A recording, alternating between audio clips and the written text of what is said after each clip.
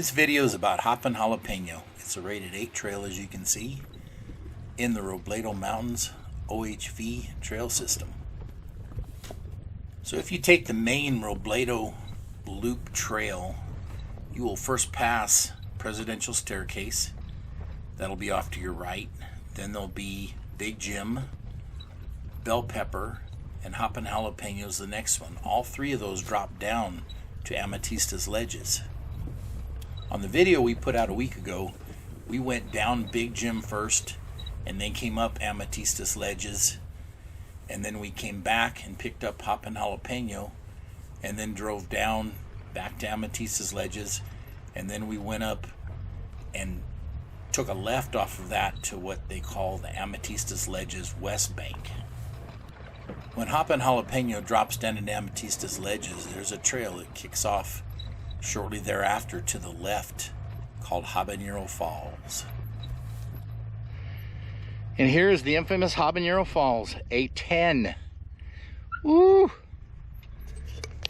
Habanero Falls is no joke. It's pretty much a buggy type trail, extreme rock crawling. So the way the trail numbering system works is a 6 and 7 require 35-inch tires, which the Pepe has. When you get to the 8s, they start requiring 37-inch tires. So with the way these generals are a little narrower and not really having differentials underneath them that stick down, we're actually able to do number 8 trails with 32s and 35s. However, when you get to the 10s, 42s are starting to be kind of necessary. That is, if you're in a Jeep or a buggy or something that actually has a differential that's sticking down. The Intruder is sitting on 32s with 17.5 inches of ground clearance, which is pretty good. Pepe is sitting on 35s with 4-inch portals, so there's 20 inches of ground clearance. So for now, we'll use 8 as a limit on what we'll attempt with these generals. Maybe down the road a little bit, we might get a little braver and try some 9s and see what happens. Hopping Jalapeno is a nice little trail. It had a very gradual downgrade. There were a few steep spots, but pretty nice. We just went downhill. We definitely want to go back and attempt it coming up. I think that'll be a little more challenging than going down. So just sit back and enjoy the scenery while we get down to the bottom of Hopping Jalapeno.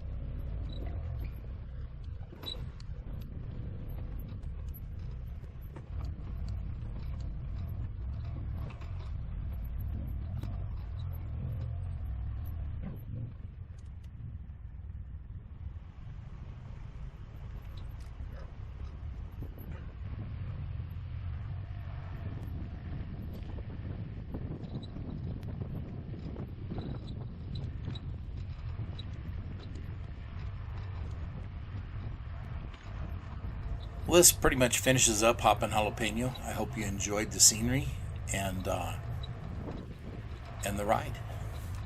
In a couple weeks, we're going to be going up to Caballo, where some of the other Chili Challenge trails are. We're going to look at maybe doing Backstage Pass, Green Canyon, Apache Gap. Look like pretty good trails. Until next time, ride safe and always remember to stay within your skill set.